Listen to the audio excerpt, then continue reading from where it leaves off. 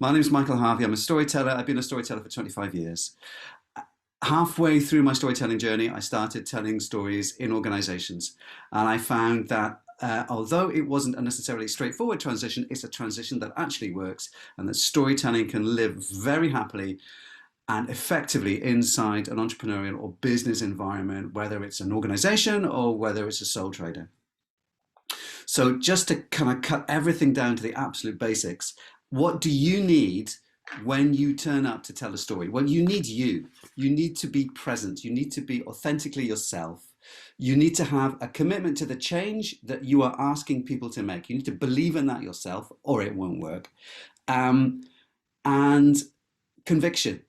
So when you're telling the story, it feels real. It feels like you know what you're talking about and that you actually mean it because you do. There's no shortcut. You actually have to believe in it or it won't work. And the thing you're going to tell is a story because there are basically two ways of understanding the world: story and information, story and fact. If you mix them up, you're just going to confuse people or bore them. That's the other possibility. And neither is good. What do you need in a story? The simplest way of putting it is that in a story, someone needs to have a big, simple problem. Now, it can be a story from a long time ago, or a story about an entrepreneurial journey, or the story about getting stuck in the middle of something that an organization is trying to do and it's not reaching its targets because there's this big, simple problem and they need to sort it out. Now, what's important about a big, simple problem is that it's big, it's simple, and it's a problem, obviously, but it needs to be, to work in a story, it needs to be outside people's experience. Otherwise, you just fix it.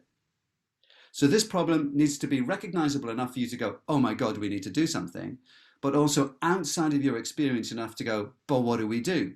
And then the interesting journey within the story is, how do you sort out this problem? And the answer is almost always not how you expect.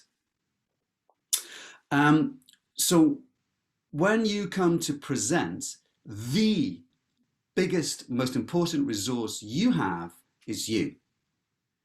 Your presence, your gaze, your ability to turn the story that you have into the experience of the people listening. Because that's the, check my timer, that's the number one thing that storytelling does. It turns words, expression, movement into experience.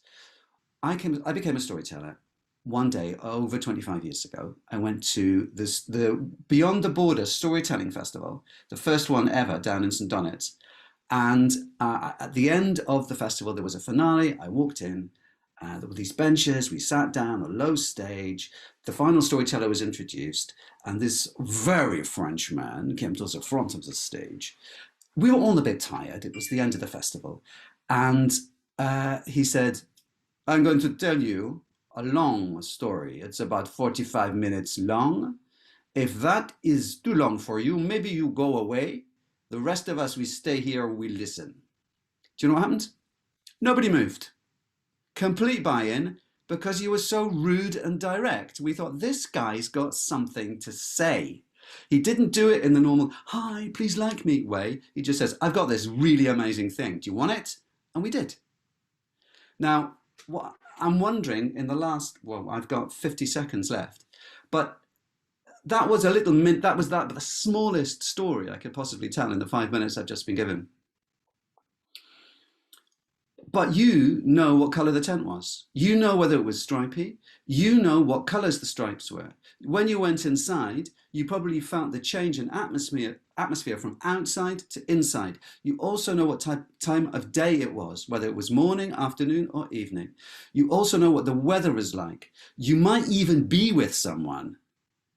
And you sit down and you watch this guy come to the stage and he looks at you and you know how old he is, you know what he's wearing, you know what kind of hair he has or doesn't have, because it's a story. And when you go into story mode, all those details become clear. I give you the framework.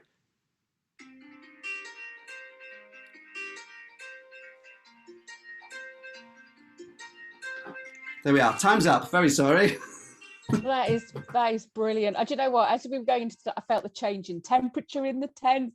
So you know, you feel it, you can fill in the gaps as well. But I think it's such a powerful message that every business has a powerful story, and how we tell that story to our audiences is an incredibly powerful tool. And thank you for giving us some insight, Michael, into the help that you can provide to help us do that.